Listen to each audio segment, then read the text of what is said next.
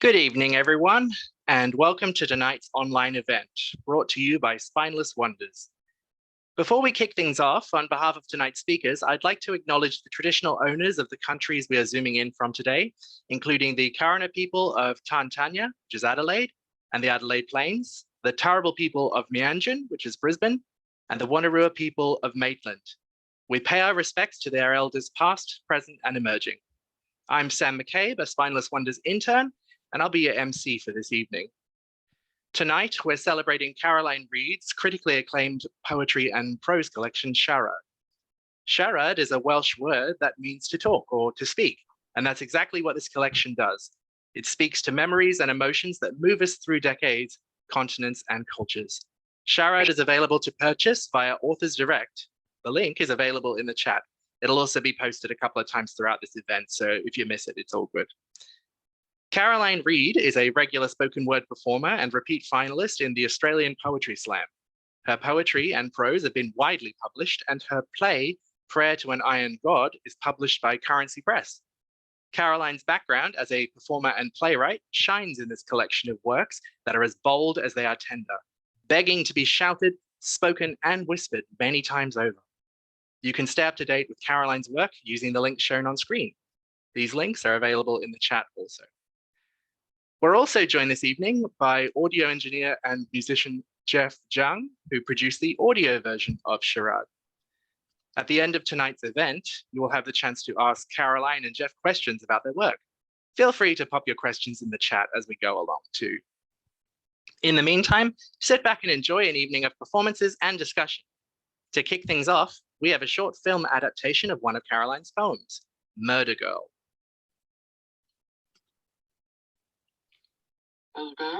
Tapping at windows on the city south road, murder girl is looking for poor boys who don't respect the law, whose jocks don't match their socks, whose mama's curtains don't match the carpet, whose cul-de-sacs ain't safe. Only yesterday a child got hit in reverse.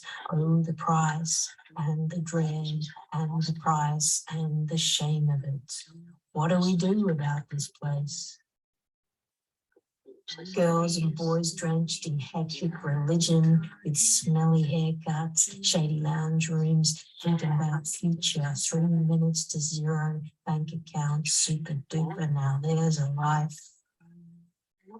Murder girl wide is like opal in the desert. What a girl, what a shaker. Loving with the dirties, that's where she wants to be, with poor boys, being hawked at and talked at. And she, a night princess in love with night love, is all for cigarettes if they prove she can't win. Still there? Oh no, there's no power or something. Bad connection. What do we do about this? I don't know. Don't blame me, it's not my fault. Drenched in hectic. Oh God, she's just hopeless. With smelly haircuts.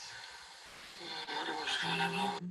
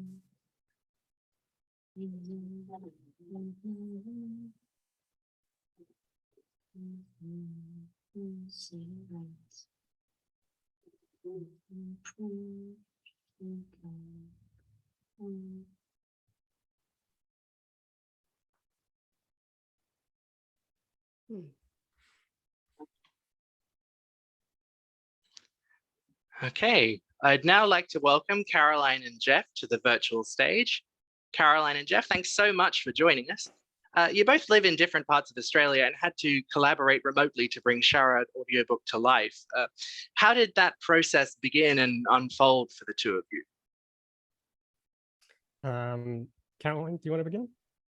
I was just going to ask you the same. Sure, I'll begin. The sound wasn't the best in that video poem. You couldn't kind of hear all that brilliant sound that Jeff had actually done there. So maybe we'll get back to that. But well, it started because of COVID. Actually, this audiobook wouldn't have been made if it hadn't been for COVID. So we were in lockdown, and the South Australian government announced that they were going to, they had a bucket of money that appeared for artists. So I applied and got some funding because I just thought I'd always wanted to make an audiobook. And so COVID kind of pushed me in that direction. So I was able to get funds for myself and Jeff to make it happen. And I worked in South Australia. My partner made me a sound box out of a really big cardboard box with some mattress lining. So I used that mostly.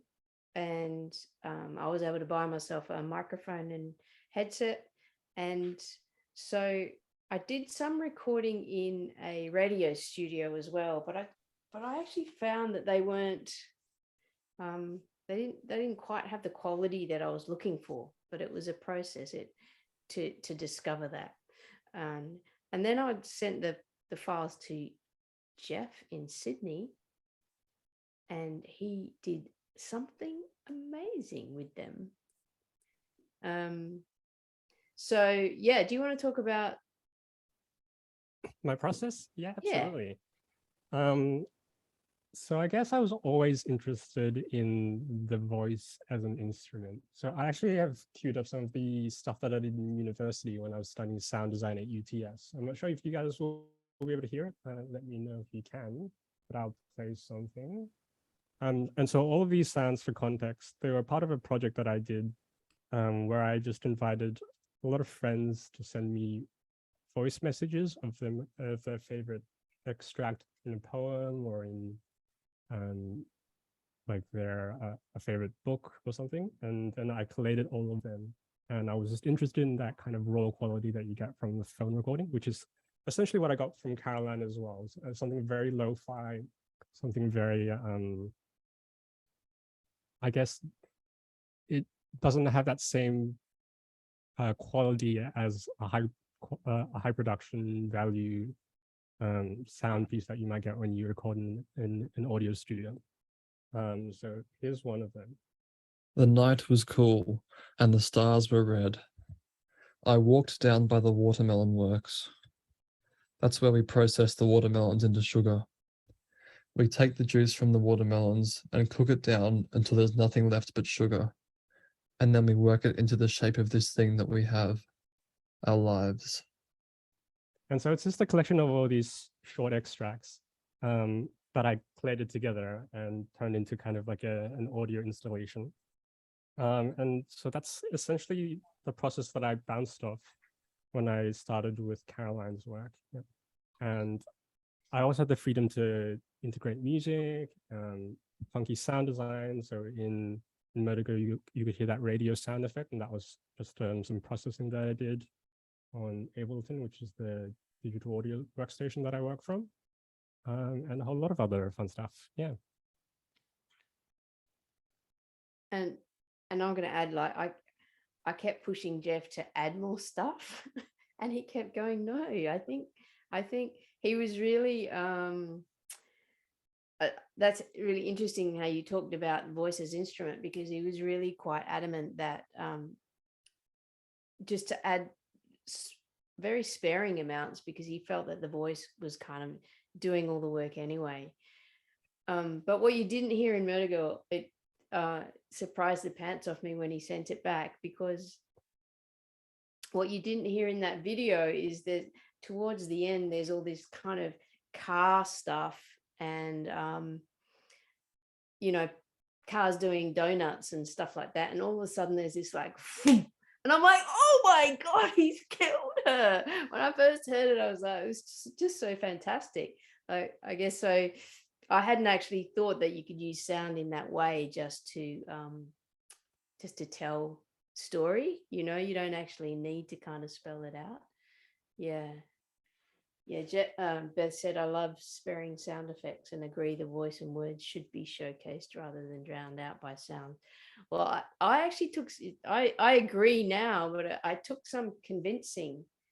And maybe that was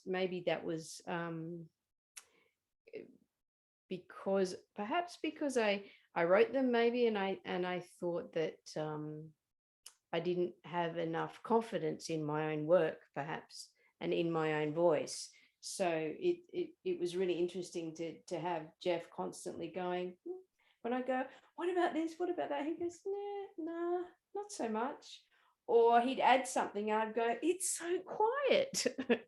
Can you like add some volume to that? And he would, but only a tiny amount. Only a tiny bit, yeah. Yeah. So it was. I just have a quick question. Sorry to interrupt. Apologies for the compressed audio, by the way. People are actually able to access the link for Murder Girl, so they can hear it in all its glory if they can't hear it here. Yeah, absolutely. So I have a Vimeo channel and a YouTube channel, and that film is on both of them. So Caroline Reid Writes or Caroline Reid Poet. Okay, that's excellent to know. Okay, so if we have any issues, everybody. Yeah. And that film uses the audio, that video film uses the audio from the audiobook. Not all of them do, not all of the video poems do, but that one does. Yeah. Excellent, good to know. Yeah. I also ended up doing some recording in Perth because at the time my mum was still alive and I was over there, I think that year, moving her from one aged care home to another, or there was some lockdown or something like that where I had to be there for an extended period of time. And so I did some recording over in Perth as well. And it just goes to show how much you can actually do without. Jeff and I haven't actually met each other in real life. In person, yeah, that's true. So it was almost going to happen because I did a version. I took some pieces and I've made a spoken word theatre show out of this book as well because, hey, why not? And we were going to get Jeff over for that, but that didn't work out. Again, COVID was still kind of raging and it was just a bit too risky. Yeah. I go off track, so oh no, that's fine. Bring me back. Well, next up we actually have another of your works. It's called Love. Yes, so if we can organize that would be excellent. And this is audio from the audio book as well, so and maybe Jeff can talk a little bit about what he did with the sound here. Cool. Very short, about a minute, this one. Love, love, love, love. One more time. One more time, Fiona, and I will leave you. You got it? Love, have you got it? Love. One more time, love, and I will leave you. Love, fucking good. Love. Love. Love. Love.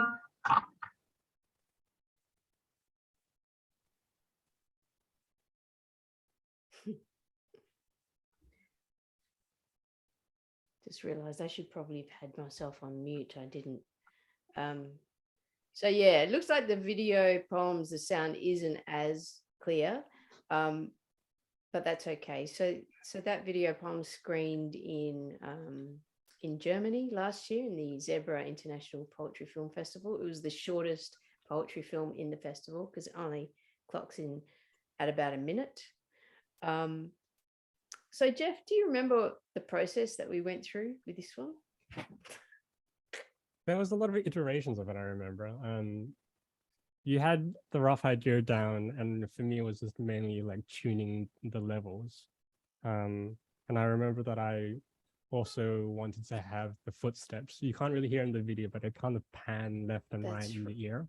That's right. And so at that stage, I had just been really exploring sounds in terms of spatial sounds in a binaural context. So like when you listen to things on headphones, you have like a left side and a right side, and being able to play with that was for me a very interesting concept. And so that was where I started from when I was designing the sound for this. Yeah. So that poem itself is a found poem in a way. Well, not in a way at all. It was a guy having a conversation in Melbourne down when I was there, and I just heard his side of the conversation, and I took that amount and gave it the title Love. But it's pretty much verbatim what he was kind of saying into the phone. And so it was great because for the audiobook, we recorded every single piece in the book. But the process with Jeff, like we really had to, each piece just really had to come at new. And so for this one, I just kind of thought of a sort of domestic abuse situation, I guess. And hence the kind of the sort of running feet. And again, you can't really hear it in the video, but there's a definite door slam at the end. Again, like telling story through sound. And I think that was just Jeff's idea again there. And it just uses sound to really give that one very much a full stop, you know. And then I'll go off on a little tangent and tell you a little bit about the video poems. So those two were made by the same filmmaker, actually, and he wouldn't call himself a filmmaker at all. He really works with GIFs and music, and but he was up for doing something a little bit different. So he recorded that was out the back of his house, and I don't know how he does that stuff. But I just loved it. I just loved the kind of ghostly figures and what he did with the figures disappearing and the light and the color in that as well. Yeah, I thought that was fantastic. Yeah. So I've been very lucky in that. In the grant I put that I wanted to make a few video films, so I was able to pay these young emerging filmmakers as well. And I really love so Janet Lees is in the room tonight, and she's an incredible poetry filmmaker and poet. I'm really lazy and I just don't want to learn. My brain doesn't actually work in terms of learning how to use technology like that. And so I would rather these days kind of throw caution to the wind and just go, here's the audio, go make something. Does it speak to you? Maybe this, maybe that, or just whatever you want, really. And I really enjoy the lack of control that I have over that. I've never been disappointed in what's happened. So yeah, it's really exciting having these. It's really exciting having the collaboration with Jeff. It was much more to and fro, but with the video poems, it's the first couple, there was a bit more of a collaboration, but the more I kind of think about it, the more I'm sort of, very much interested in handing it over to someone else. Where are we, Sam? Okay, well, I just wanted to check if Jeff wanted to weigh in, because I don't want to butt in too much. But just to keep things going, we mentioned before that Siarad means to speak and draws connections to expression, to the voice. Is that a recurring focus in your work overall? I mean, is your work often driven by voice and character? Did your experiences as a playwright inform this? I think so, yeah. Even in so Siarad is a collection of prose and poetry, and I often find with the plays that I wrote, they would often start as a monologue, so I would kind of hear the main character's voice usually, and even with things like Murder Girl, I don't really know, that's quite an old piece now, and I don't really know where it came from, but I just kind of like the idea of having a character called Murder Girl in a poem, and that used to bother me. I used to kind of think, can you have like characters in poems? And then I just kind of went, well, no one's telling me that I can't. So you know, yeah, I guess I hear voices. My mum was Welsh, so Siarad is a Welsh word, and you know, if you met my mum, her voice is, a lot of people describe her voice as very sing-song, but she's Welsh, so I think everyone Welsh has probably a sing-song voice. And also that music was very strong in our house growing up. So I think that perhaps that that sound for me, I've probably unknowingly kind of a bit quite in tune with it. Pardon the pun. But yes, even in stories, I like to write dialogue. You know, I like to have my characters talking. And I've been told I write quite good dialogue, and that would be probably from playwriting days where it was all dialogue, you know. But Jeff, do you want to talk about your interest in voice, and do you have anything else to add? I mean, I love that stuff that you played. Actually, you should find more and play more. I do have some more if you want to hear some more. Yeah, so I guess part of my interest in voice is also language based. So I'll play one that one of the sounds that I collected that I was really, really happy about. So this is someone I went to university with, and we studied in the same subjects for like 2 classes, and then she gave me this, and then I never saw her again. But this is an Italian poem. Here goes. If I'm lucky. Whoops, sorry, wrong voice. Let me find it again. There we go. This was it. Ricorda che la cura, se davvero ne esiste una, sono le persone. Non dimenticarti di loro, delle loro mani, dei loro guai, delle loro storie piccole ma grandiose. Non precluderti niente solo perché potrebbe distruggerti. Non sparire. Resta, goditi lo spettacolo. Resta coraggiosa, resta dolce, testa alta, cuore in mano. And I'm not sure if anyone speaks Italian here, but I personally don't. And so all I have to focus on is the quality of the voice, right? And quality of the voice is beautiful, isn't right. it? That's the thing. It's just incredible. Wow. And so I think, yeah, part of it was also language inspired. And so one of the early inspirations of mine's dealing with voice and sound pieces was Arte Radio in France. And so they do a lot of like small sound works as well that integrate storytelling, sound design, and music. And so I was studying French as well at the time. And so it was a way for me to learn French, but also the sound design was also really inspiring. Oh, wow. And so, yeah, so that's where I really found like a love for the voice and just the voice as an instrument, basically, yeah. I've just caught Janet Lee's in the chat, sorry. She says it's like music, and it just reminds me of that old saying that music is the universal language. So it's very much that sort of concept. Definitely, yeah. And that you don't have to understand the language, all you have to when you don't know the language, all you have to focus on is the voice. Yeah. Is the voice, exactly, yeah. Yeah. When did you study that, Jeff?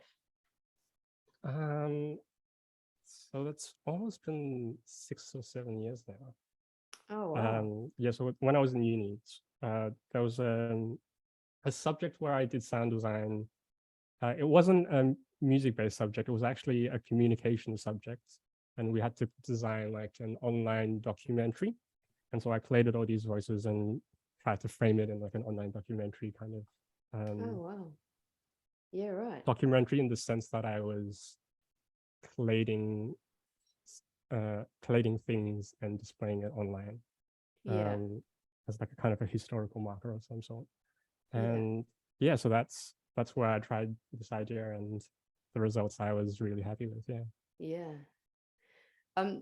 Talking about the quality of the voice, one thing we discovered, well, I discovered was, or we discovered, I don't know who discovered, when I went and recorded some pieces in a radio studio, I think those were the pieces too that I tend to perform live quite a bit, or I performed in slams in competition.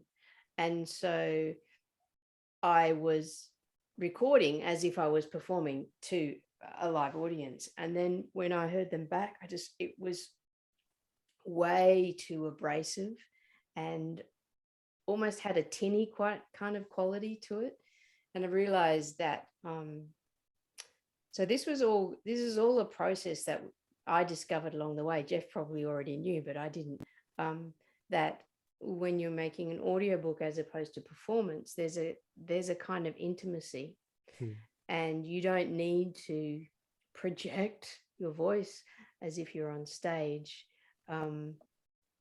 because it's actually too much. It's too overwhelming. So all of those recordings that I did in studio, I didn't use them because I realized I was coming at it from the wrong angle, and so literally I was in this kind of cart with my head in this cardboard box, and it became, that in itself became a space to go to, a place to go to, that was really for me kind of like, oh, I'm here again, you know, this is nice. Just like I've got the box here. Do you want to have a look at it? I'll show you. Oh. This is the box.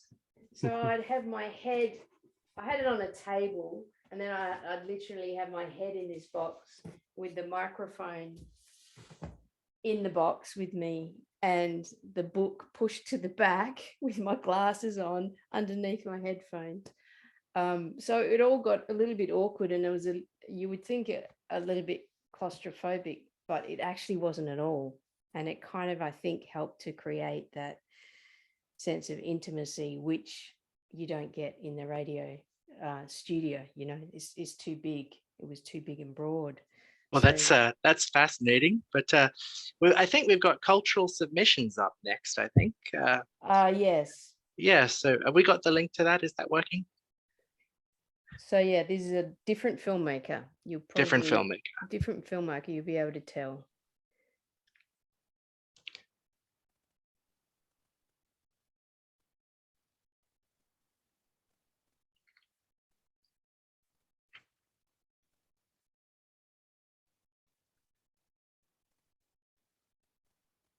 I'm calling in to see someone in a world grown-ups know nothing about, sitting snug on their living room couches. The thing about that is I think it doesn't matter. Mary thinks I'm lost in the wrong kitchen. To put it another way, I'm hungry all through to the bedroom. You know how windy it gets in Perth? It really hollows you out. I listen all the way to Melbourne for me. In the front seat with Mary's half-brother. Mary likes me and the radio, eats sausage meat in the mirror after peeling back the flaky pastry, but that's become irrelevant. I bark about a bank page. I bark about a blank page. Drinking in Fitzroy, swerving. There is no rent to pay for a squat with ocean liners painted on the walls car park. The now defunct tram conductor swaps places with the driver, saying where they are racing us to, or how far there is to go, what is needed to make sense of henna wash shampoo promising a lasting colour. Superman with a fist down his pants, blue and red style, really leaping out. A handful of teenagers breaking the law in drive-through coffee. The Lord is merciful headlines. Me and Mary, we find a corner stool. Listen to Chris Wilson blow the big picture. Stare at copper water pipes. Stare at copper water blue pipes. Sky. Overwatch blue sky. I don't know what I'm supposed to do. I don't know what I'm supposed to do with any of this. Mary answers like an anthropologist who sounds like a mirage. Like any primitive culture, we have our ceremonies. Staring out of windows, eating pies with tomato sauce, drawing a pint of bitter from the wrong side of the bar, the messages, the stories, like mouth organs or kangaroos. You just submit as often as you wish.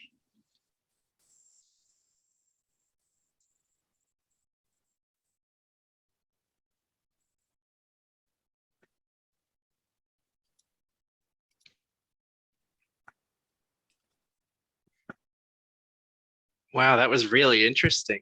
So how did the piece Cultural Submissions come about? How was it inspired?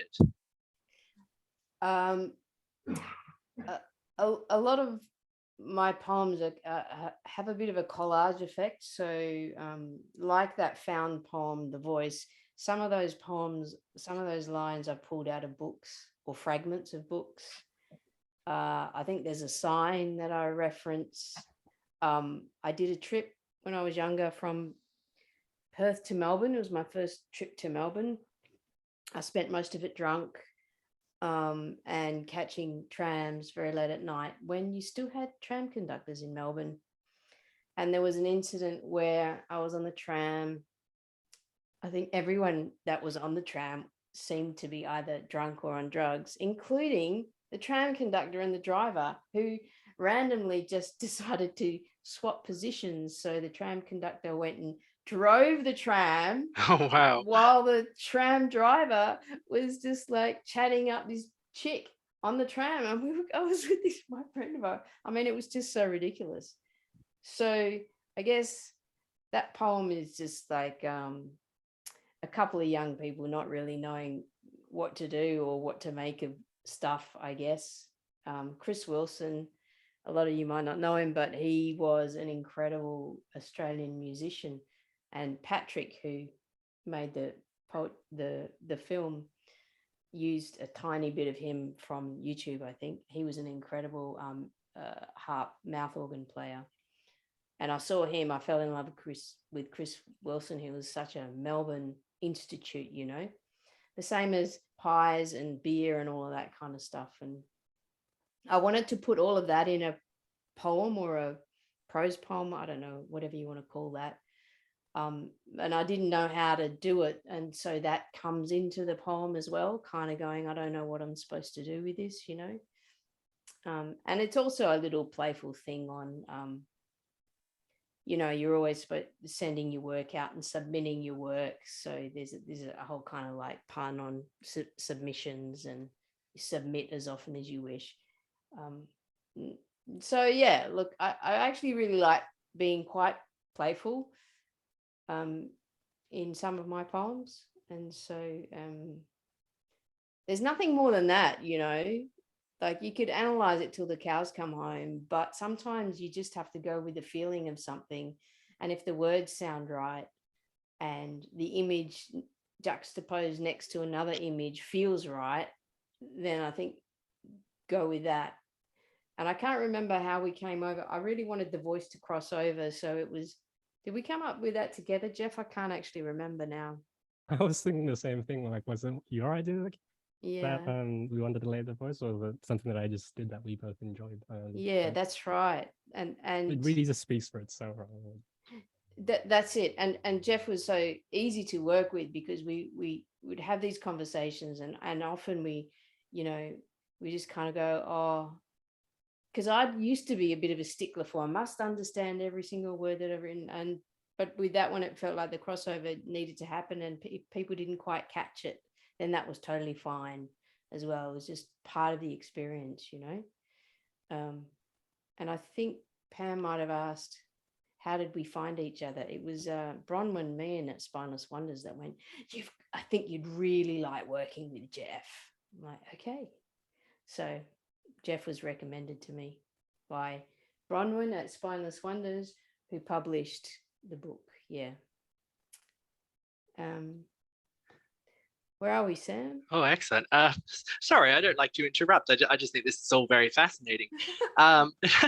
So we've got, I hope we've got the link to this. Have we got the link to Satisfied next? I think we're going to skip Satisfied because it is a bit long and it's just audio, and we didn't want to bore the pants off people.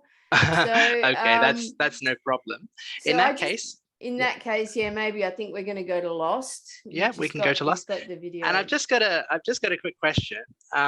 You guys often work with a lot of cross media and multimedia, so it's really interesting how you do this. So how did you come to decide to use music and special effects? Because I noticed in the previous video there are a lot of really fascinating special effects. So did that come with any challenges or anything like that with you guys? Jeff could answer that. I can't really speak to the visual effects, but in terms of the sound design, it was just a lot of it was self-recorded sounds and found sounds that I had in my library of sounds that I've collected over the years. And then music-wise, I do play the piano and a bit of the clarinet, so it was just tying together some sounds and music that I wrote specifically for Siarad. And yeah. Actually, while we're on that, can I just say, because I'm a bit the opposite. I actually wanted to put some singing in this as well, not just spoken word. And there's a lullaby that I sang to Jeff, or sent him a tiny little snippet of recording or something, and he picked up on that and then used that. He had like a little xylophone that he actually ended up playing it on, and so he just took that, and that I think we ended up using it in a couple of different pieces. So a recurring theme. Yeah, that's right. So there's some really like subtle little things in there that I wouldn't have thought of, that Jeff kind of went, oh, I know what we can do with that. And then he did it, and I go, oh, that's so good, which is the beauty of having more than one head on a project, because there's just all this great stuff that can happen that you either don't have the skills to do, or you wouldn't have thought to do it that way. So it was such a, I sound like I'm totally gushing, and I am, because I was sad when this project finished, because I had such a good experience. And also I just want to say, if any of you are thinking of recording your own audiobook, do it if you've got the money, but nobody will buy it. So if you're doing it to make money, that's not a good enough reason, because you won't, like, if I hadn't got the grant, I would have lost money making this.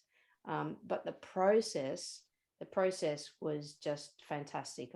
I learned so much, but it's not even about learning. It's just about kind of really indulging that creativity and stretching that, with your own work, being able to look at your own work with another creative person to create something else again in a different medium. I'll stop talking now. Okay, well, next up we've got Lost.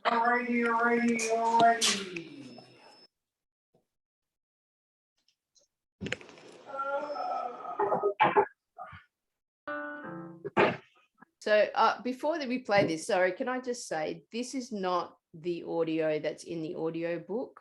This is a different recording, and it's had music played over it. So it might not come across particularly well, but this is not the recording that Jeff kind of did. So. Most days, I am not a poet. Most days, I am lost in the spaces between poems. And when I go looking, I don't want to find suffering and regret, but that's the thing about poetry. It can lead you where you don't want to be led. And so, I am 12. I am quiet as an egg when they said Lindy Chamberlain murdered her own child. And it was 32 years before that woman's name was cleared. I am lost in these spaces, these places between poems. And some days, not most days, just some days, I do regret not doing more when I was younger. All those jobs I didn't strive for, compliments I never paid, books I never read or wrote, poetry readings, protest marches, family lunches. I missed them all because I was still pissed from the night before when I kissed the wrong boy and had unsafe sex. Regrets, right? I've had a few. I guess you do too. But then again, the only thing I truly regret is that I didn't listen more to the wind shifting, the earth trembling, and to my heart, my poor neglected heart. Because if I had known how to listen, I would have discovered sooner how to trust getting lost in these spaces, these places between poems, getting lost in the crook of an arm or the shadow of a rock, in a stranger's story of suffering or the whiff of bad luck, in my sister's hair as she flies over rain-drenched roofs disappearing into light, in the palace that is night, and in the astounding silence when we turn off our phones and listen. 8 Australians a day end their own lives in this lucky country. There are more displaced people now than after World War II. The chairman of the board of the Sydney Theatre Company is also the CEO of the Commonwealth Bank. I get lost in these spaces, these places between poems, and when I went searching for an ending, all I could find was this smart-ass poem who told me, "You will find your end in the place of grace where poetry is heard." And there you are.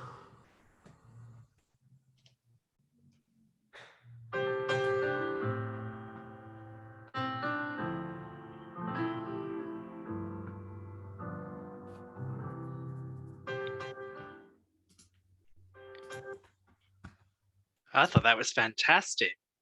So would you mind sharing with us the story of how Lost came to be? I mean, what was your process there? I understand it actually met with some great success. Yeah, it's so in terms of the writing of the poem, I'd just written a really, really, really terrible poem. And you know that feeling when you think, I'm never going to write anything good ever again, ever. So that's where I was at. And then I kind of thought, oh, well, let's run with that. So like, that's where the line, "Most days I'm not a poet," came. And then I just kind of tapped into, well, what have I been thinking about? Or, you know, those thoughts that interrupt you when you're trying to write a poem, like thinking about, like when you're 12 and that thing about Lindy Chamberlain, and my God, she was just like in prison for so long and then didn't get, so that's coming in, you know, those kinds of interruptions, I suppose, and then realizing that the interruptions can actually be the poem. So that's how the writing of it came about. Thank God for terrible poems, because we wouldn't get good stuff. And then that poem won me a spoken word prize, and part of the prize was to work with a young filmmaker to make a video poem. So that was the very first one that we did.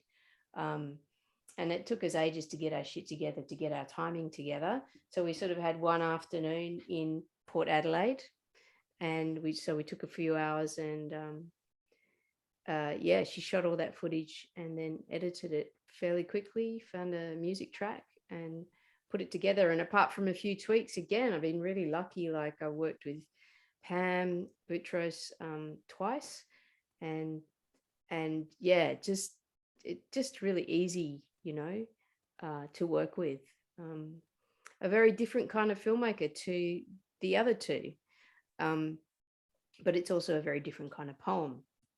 And that's been screened in about 4 or 5 different festivals now, and it's recently going to be screened in Vancouver. I was invited to be a part of this 40-year retrospective in video poetry, and the guy Janet Lees will know. I can't quite remember Tom. I can't remember his last name, but he curated it, and Janet's got work in there. So this tiny little video poem made in Port Adelaide is being screened in Vancouver with all these incredible poetry filmmakers. I think that's fantastic, because you've mentioned that I've got it in notes here that it's been screened in festivals here in Australia, Ireland, Malaysia, Germany. Yeah. That's fantastic. So it's that little video poem has made me trust that you don't always have to push to get your work seen or heard, or sometimes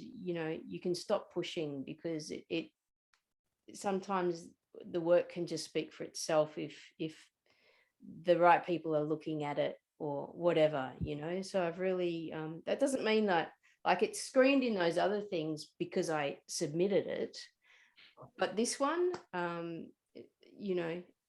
you just don't know who's watching, and I'm really, really glad that and Pamo's the same, really glad that people are getting joy out of that there's something in that is really kind of people are really identifying with, and that's really speaking to them, so that's really satisfying as well. And that was another one where I had to learn in an audiobook, though you don't have to really perform it big, smaller was better, more intimate. Yeah. Okay, so next up, I believe we've got 600,000. Yes. So this is the same filmmaker. This is Pam.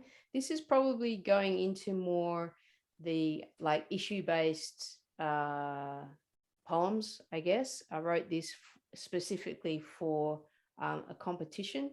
And again, I don't think it's the audiobook sound. I think the sound quality in this is not brilliant. I think we did it on the fly. So let's see how it runs though.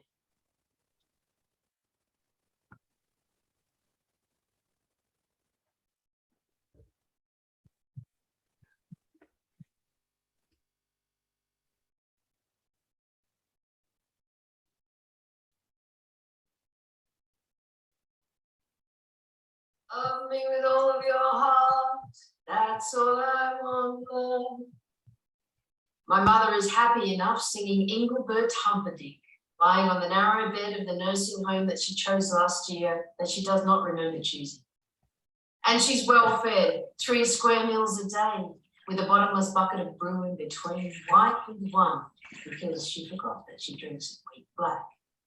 And she's safe enough, but the drugs prescribed to manage her dementia make her unsteady. So I hold her hand across the road and her skin, it's softer than I remember, like an old paper bag used over and over. Love me with all of your heart. And people will tell you it's sad. And people will tell you moving your mum into a nursing home is one of the hardest things you will ever do, and it turns out it's true. But I am grateful. I am grateful she's not strapped to a chair, so doped up that she can't move, that she doesn't present with maggots in her wounds or lying for hours in her own shit. Because shit regulation means shit nursing homes can stay open with no penalty, no sanctions, and no obligation to disclose investigations or complaints made against them. 72 reviews into the aged care industry in the last 11 years. And still we're on this treadmill of chronic understaffing, undertraining, over-medicating, under-regulating. But hey, let's sink 105 million into a royal commission to find out what needs to be done. Love me with all of your heart. And moving right along, it's 2031. And the chances are I've buried my mum. But what are the odds, you reckon, that 11 years on from this royal commission, or any of its recommendations have been actioned? 20 to 1, 100 to 1, 600,000 to 1. Because in 2031, that's how many people in Australia are living with dementia. 600,000. God help us. God help you and yours, because prayer will bring you more comfort than Australia's aged care laws.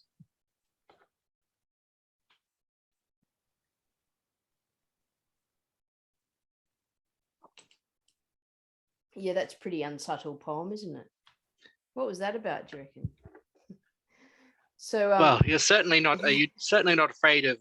You don't shy away from talking about important issues. I mean, in this case, very much an issue kind of based poem, I guess. And there's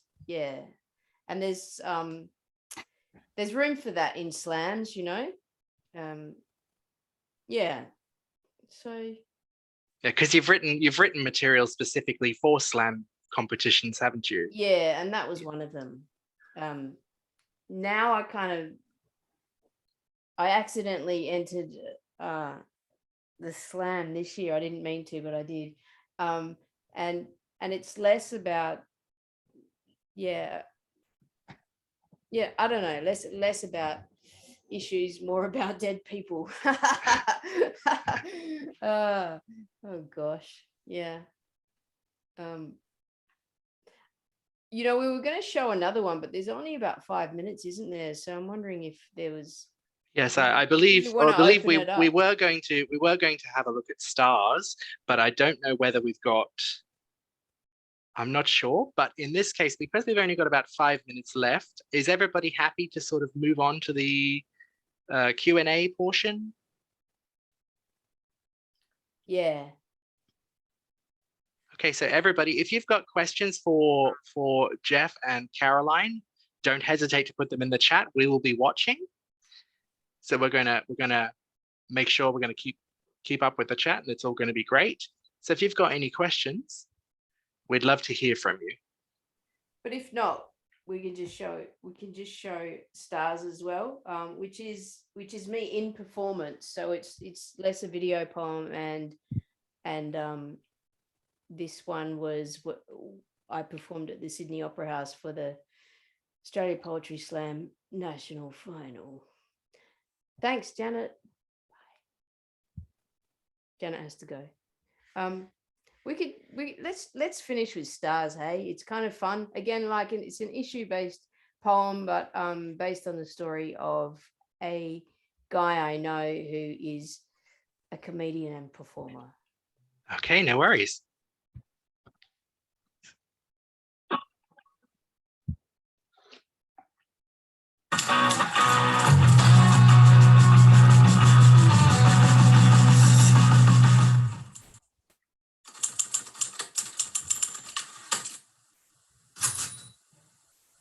You didn't laugh when you told me you had penile cancer. I did. I'm not proud. I think it was shock. I remember the time we pissed ourselves over words like important and impotent, unique and unique. I remember a woman laughing in a dream. She said, there's just one thing you need to know about love, but the damn dream switched before she could tell. A dream like that is like a joke without a punchline. Your cancer is like a joke without a punchline. Now, I don't know much about love, but I do know 2 hours parking at the New Adelaide Hospital will cost you $7, and that some specialists are just a weird man and have no tact. I wish your tumour was a rare mushroom blooming in a galaxy far, far away.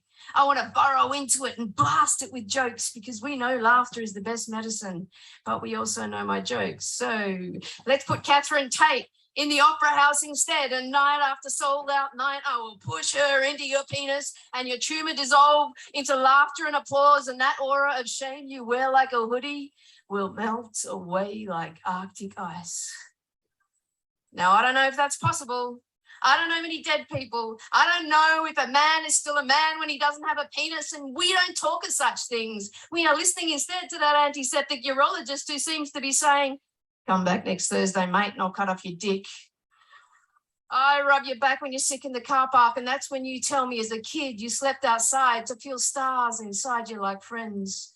And when dawn broke and those stars disappeared, you wept because you thought you would never see them again. We are gliding the spiral of our Milky Way galaxy. You're alive, and you're alive, and you're alive. And we are deeper than the darkness descending, and I see now, this is it. This is love.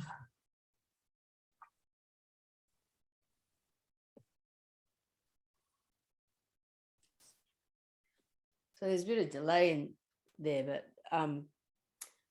I guess what might be a nice place to kind of finish is that sort of audio, that kind of performative style is quite big. And yeah, apologies everyone for the delays, but we will actually put the links to Caroline's Vimeo in the chat just to make sure everyone can access all of that stuff. Cheers, thanks a lot. Yeah, that's great. Yep. So if you actually want to watch all of that, it's all there. It's just technology, and it can't be helped. Yeah. But that was one of the ones where when I tried to do that for the audiobook in that style, I just realized I noticed how different it just didn't work. It's so different, isn't it, Jeff? Mm-hmm. In the audiobook that way, because I remember this was one of the very first ones that you sent to me, and that kind of set the tone for how I imagined the rest of the work and sound like very intimate. And so I underlaid this particular track, I think, if I remember correctly, with just some outdoor sounds and cicadas in the background. Yeah. Yeah. So we very really interesting to see it. To see it very different, and we really picked up on. There's a lot of kind of star, night, moon, kind of space imagery in the book, and so quite a few of those sounds ended up coming in, didn't they? I didn't realize how many of them were at night. Yeah. So, yes. Looking at the time, I think if everybody's happy to leave it there or thereabouts, how does that suit everyone? Yeah. Okay, well, in that case, I suppose that brings us to the end of tonight's event. Thank you all so much for attending. We hope you enjoyed it. And please be sure to pick up your own version of Siarad audiobook from Authors Direct using the link in the chat. Please also check out Spineless Wonders on social media. They're all over social media. I do believe we've recently got a TikTok account, so do check us out there too. We're all over social media to find recordings, highlights from tonight's event. And thank you again and have a good night. Thank you so much, everyone. It's been great to see you again, Jeffrey. Thanks everyone for coming. It's been awesome. Thank you, everyone. Bye.